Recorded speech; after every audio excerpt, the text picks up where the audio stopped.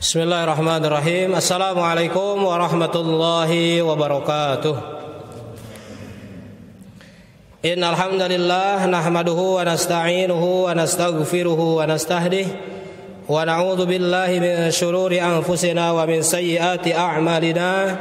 May yahdihillahu fala mudilla lahu wa may yudlilhu fala hadiyalah.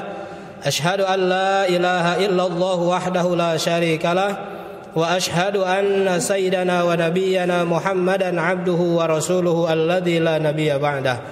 Allahumma salli ala sayyidina Muhammad wa ala alihi wa sahbihi ajma'in.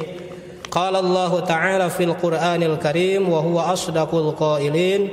A'udzu billahi minasy syaithanir rajim. Bismillahirrahmanirrahim. Inna anzalnahu Qur'anan Arabiyyan la'allakum ta'qilun. Puji dan syukur senantiasa kita panjatkan kehadirat Allah Subhanahu wa taala atas berkat rahmat, inayah, kudrahnya juga kita bisa melaksanakan seluruh aktivitas kita sehari-hari, terutama beribadah kepada Allah Subhanahu wa taala.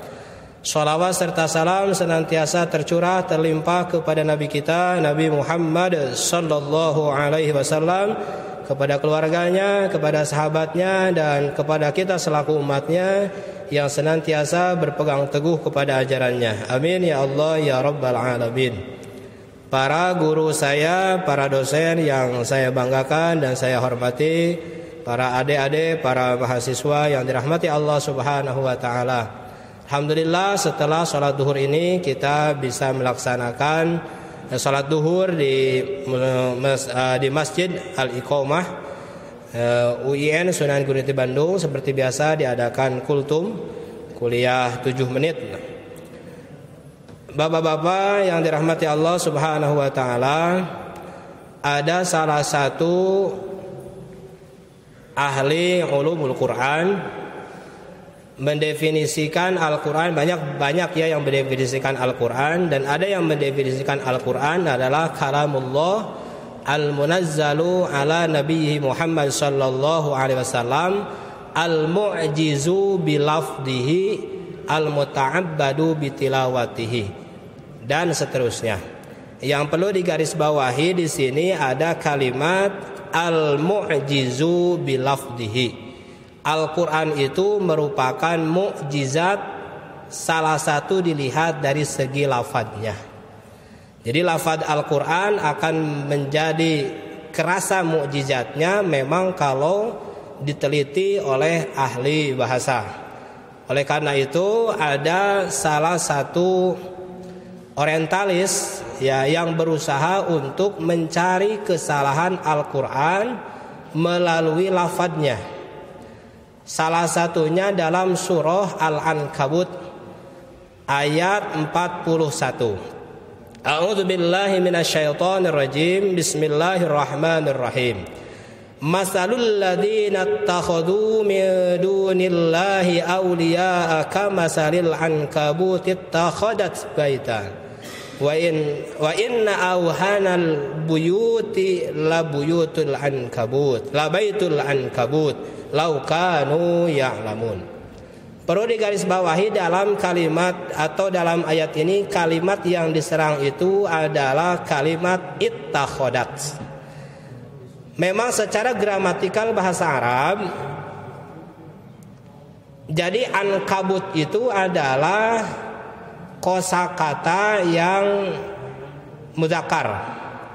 Jadi dalam bahasa Arab itu ada yang disebut dengan mudzakkar, ada yang disebut dengan muannas. Kalau dari segi makna, kalau memang yang berjenis kelamin tentu dilihat dari maknanya. Walaupun nama itu tidak berakhiran ta marbutoh, tapi tetap dianggap muannas kalau memang berjenis kelamin. Contoh misalnya Hindun. Hindun itu ya muannas, walaupun tidak berakhiran ta marbutoh. Kemudian ada Zainab. Zainab itu juga dianggap muannas karena dilihat dari segi maknanya. Tapi kalau dari segi kalau tidak berjenis kelamin, biasanya dilihat dari segi lafadznya. Contoh misalnya kitabun, buku. Nah itu dianggap mudzakkar sebab dia tidak berakhiran ta marbutoh. Sedangkan sabburoh, sabburatun itu kan papan tulis, dianggap sebagai muannas karena dia berakhiran tak marbutoh. Sedangkan kalimat al-ankabut, ankabut itu artinya adalah laba-laba, ini tidak berakhiran tak marbutoh, berakhiran tak biasa. Ankabut, silakan aja bisa dicek, bisa dilihat oleh bapak-bapak dan adik-adik, dilihat oleh kita. Ankabut itu bukan tak marbutoh, tak biasa, maka ini dikategorikan mudzakkar, seperti kalimat baitun. Nah, baitun itu mudzakkar, makanya hadza baitun, bukan hadhihi baitun. Maka ankabut juga hadza ankabut, ini laba-laba. Tapi dalam ayat ini Allah berfirman kamasalil ankabut ittakhadat. Nah, kalimat ittakhadat ini menurut ilmu shorof adalah untuk muannas, seperti Muhammad zahaba, kalau Fatimah zahabat. Nah, jalasa Muhammad, kalau Fatimah jalasat. Nah, ankabut ini menggunakan kalimat ittakhadat baitan. Nah, menurut orientalis ini, wah, ini kesalahan fatal dalam Al-Quran. Ternyata bukan masalah kesalahan secara redaksi, tapi memang setelah diteliti oleh para ilmuwan, ternyata yang bisa menciptakan sarang laba-laba itu adalah laba-laba betina. Laba-laba jantan itu hanya benangnya itu tidak bisa dibikin sebagai rumah, hanya bisa untuk bergerak dan pindah dari satu tempat ke tempat yang lain. Para ilmuwan seperti menelitinya, sok aja coba dilihat nanti di YouTube atau di Google ya. Ternyata memang yang menciptakan sarang laba-laba itu adalah laba-laba betina. Oleh karena itu terbantahkanlah orang orientalis ini. Ternyata Allah Subhanahu wa taala yang Maha mengetahui hal ini. Pantaslah Al-Qur'an ini adalah wahyu dari Allah, mukjizat bagi Nabi Muhammad secara lafaz. Kita tahu bahwa Nabi Muhammad kan ya hanya mengucapkan saja, sedangkan lafaz dan maknanya dari Allah Al-Qur'an itu. Maka terbantahkanlah dengan demikian itu. Nah, kemudian dari kalimat wa inna auhanal buyut, sesungguhnya yang paling lemah, auhan itu kan dari isim tafdil, kalau dalam bahasa Inggris disebut dengan superlatif ya, superlatif.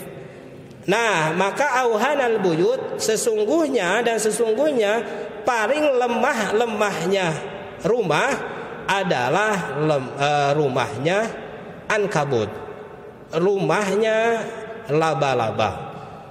Padahal secara diteliti lagi ternyata ada serat-serat yang memang kata secara penelitian benang daripada laba-laba itu sebetulnya justru lebih kuat daripada baja katanya.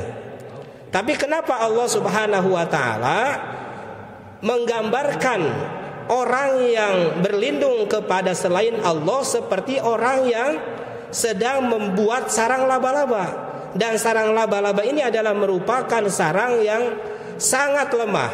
Ternyata setelah diteliti lagi, ternyata kebiasaan laba-laba betina ini, manakala dia sudah menciptakan rumahnya, kemudian dia menarik jantannya untuk mengawini dia, tapi setelah dia kawin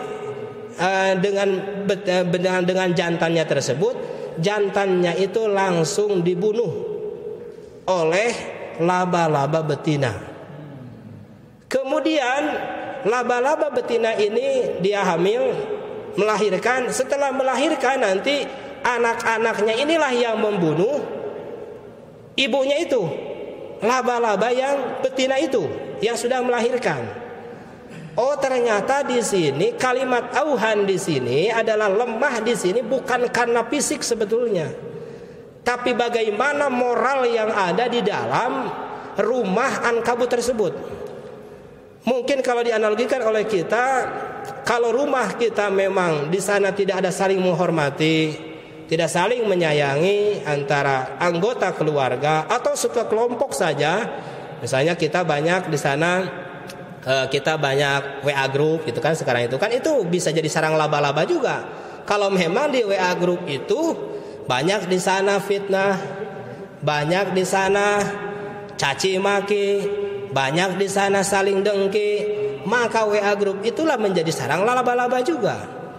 Jadi kenapa Allah Subhanahu wa taala orang yang berlindung kepada selain Allah itu diumpamakan dengan Al-Ankabut yang mana rumahnya itu sangat lemah sekali. Ternyata lemah di sini bukan hanya sebatas fisik, tapi moral yang ada di dalamnya tidak menjunjung tinggi kebaikan. Bahkan dalam surah Al-Ankabut ini sejak awal sampai akhir menceritakan tentang fitnah. Misalnya surah yang pertama, ayat yang pertama dan keduanya, Alif Lam Mim, afahasiban nasu ayyutraku ayyakulu amanna wahum la yuftanun. Sejak awal diawali dengan kalimat yuftanun, diuji, difitnah. Kalimat yuftanun itu kan dari fitnah kan. Ternyata kalau lingkungan kita, rumah kita, grup kita, komunitas kita, kalau di sana tidak ada saling menghormati, di sana saling siku menyiku, di sana saling bunuh, terutama membunuh karakter, maka grup kita, kelompok kita, komunitas kita layaknya sebagai sarang laba-laba yang di sana tidak ada kehidupan yang bagus, namun di sana saling bunuh. Terutama pada zaman sekarang adalah saling bunuh mengenai tentang mental, tentang moral dan sebagainya lah.